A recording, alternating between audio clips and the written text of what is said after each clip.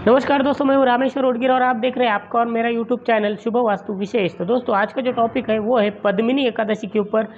पद्मिनी एकादशी का नाम ही पुरुषोत्तम एकादशी है, उसे कमला एकादशी भी कहा जाता है। ठीक है, तो दोस्तों ये जो पद्मिनी एकादशी है इसके ऊपर अब पद्मिनी एकादशी का नाम ही क्यों पड़ा, इसकी भी एक स्टोरी है। वही स्टोरी हम जानेंगे, क्योंकि पद्मिनी एक रानी थी और वो निसंतान थी।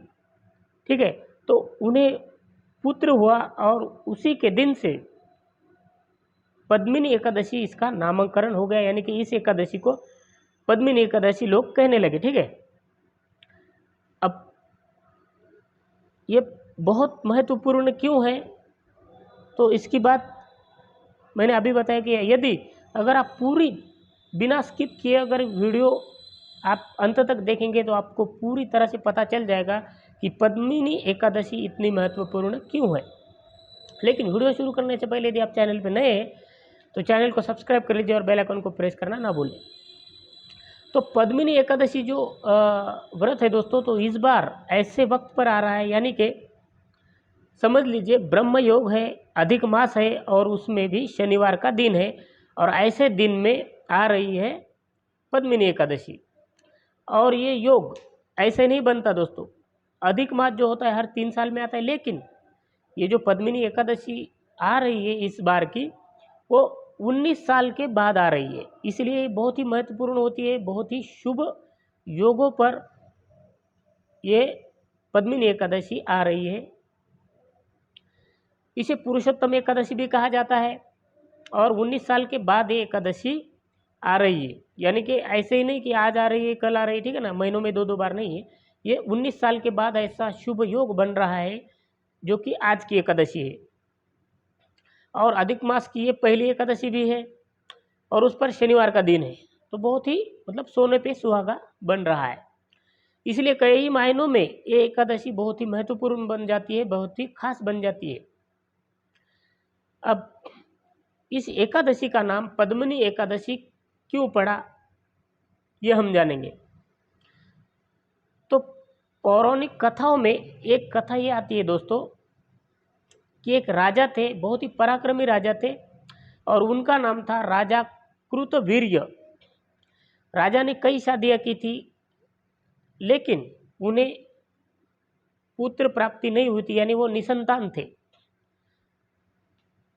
और इसी के कारण वो बहुत ही दुखी रहते थे और कठोर साधना करने लगते थे, कठोर जाप करने लगते थे, लेकिन फिर भी उन्हें कोई मतलब फल नहीं मिल रहा था।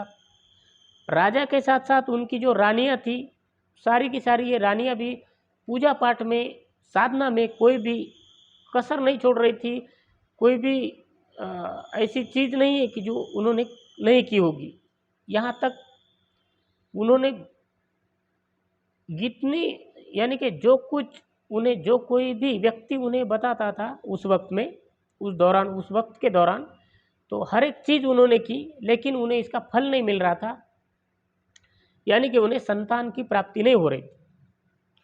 ऐसे में एक राजा की एक रानी थी जिनका नाम था पद्मिनी। तो पद्मिनी रानी जो है, उन्होंने एक बार माता अनुसया से इस समस्या का समाधान पूछा, और उन्होंने हकीकत बताई कि हम सारी रानियां पूजा में कोई कसर नहीं छोड़ती, और राजा भी हमेशा दुखी रहते हैं। तो उन्होंने इसी समाधान के लिए माता अनुसया जी से पूछ लिया। तब माता अनुसया ने रानी पद्मिनी को एक व्रत के बारे में बताया, और वो व्रत था एकादशी व्रत, यानी कि आज का व्रत। और उन्होंने महत्व समझाया इस व्रत का, एकादशी व्रत का जो महत्व है वो समझाया, क्योंकि अधिक मास आता है 3 साल में एक बार। इसी तरह, यानी कि इससे मल मास भी कहते हैं, यानी कि अधिक मास और मल मास एक ही है, नाम अलग अलग। ठीक है, माता अनुसया ने रानी पद्मिनी से कहा कि मल मास यानी अधिक मास हर 3 साल में एक बार आता है, और मल मास की शुक्ल पक्ष की पद्मिनी एकादशी को, यानी कि आज की एकादशी को जागरण करके व्रत करने से मनोकामना जल्दी पूर्ण हो जाती है, और भगवान विष्णु जी प्रसन्न होकर के पुत्र प्राप्ति का वरदान दे देते हैं।